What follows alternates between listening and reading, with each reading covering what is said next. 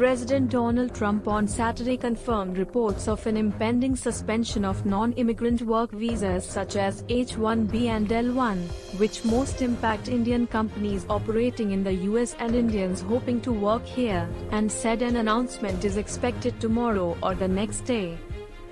Trump said, "We are going to be announcing something tomorrow or the next day on visas.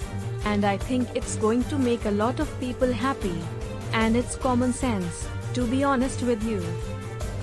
He refused to preview the details of the order, but linked it to the state of the economy struggling with record unemployment numbers caused by the lockdown of large parts of the US to fight off the coronavirus epidemic.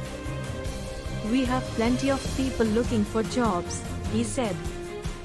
President Trump had suspended most categories of immigration in April, exempting relatives of US citizens and healthcare professionals to ensure that unemployed Americans of all backgrounds will be first in line for jobs as our economy reopens.